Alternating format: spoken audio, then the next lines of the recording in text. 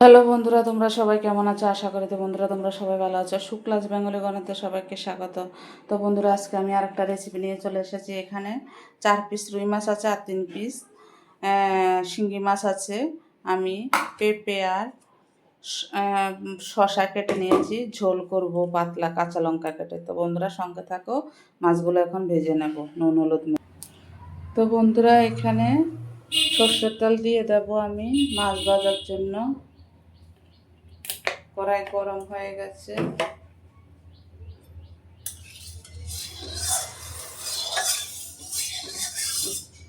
আগে রুই মাছগুলো ভেজে নেব, না হয় মাছগুলি ফুটবে। শিঙি মাছ তো ফুটে।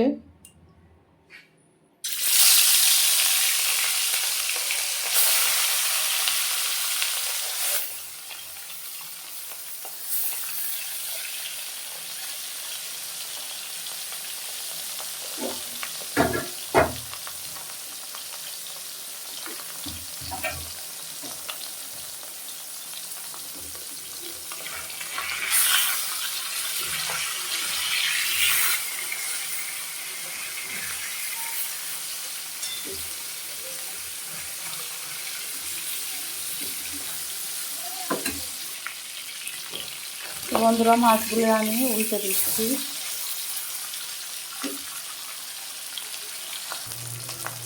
তো বন্ধুরা, এগুলো ভাজা হয়ে গেছে, আমি এবার তুলে নেব।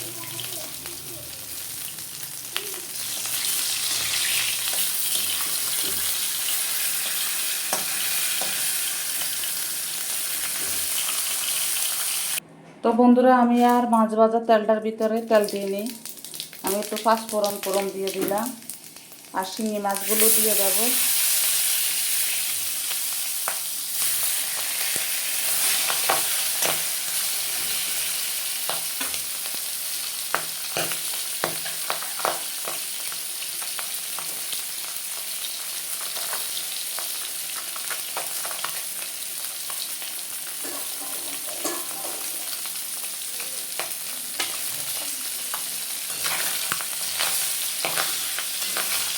আমি খুব একটা ভাজিনি, এখন পেঁপে আর শসাগুলো দিয়ে দিলাম।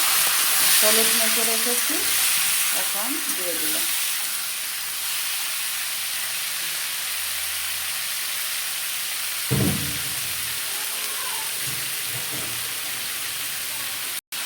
তো বন্ধুরা, স্বাদ অনুযায়ী আমি নুন দিয়ে দিলাম, আর হলুদটা আগে দিয়ে দিয়েছি। আর কটা কাঁচা লঙ্কা দেব।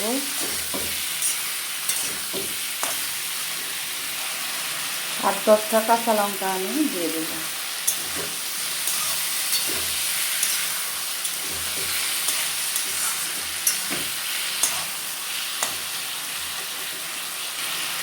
তো বন্ধুরা, আমি এই রুই মাছগুলোও দিয়ে দিলাম।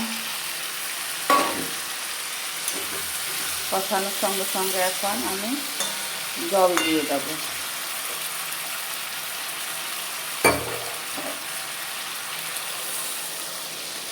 জলটা আর একটু দেবো। জল দিয়ে দিলাম। আমি জিরের গুঁড়োরও এখানে ইউজ করিনি বন্ধুরা।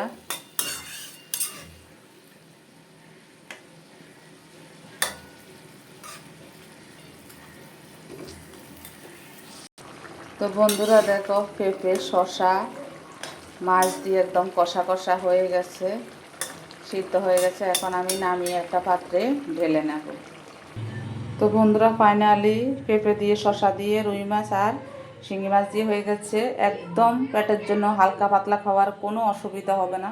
ভালো লাগলে like share comment subscribe notification করে দেবে। টাটা বাই বাই, সবাই সুস্থ থেকো, ভালো থেকো, দেখা হবে নেক্সট ভিডিওতে। টাটা।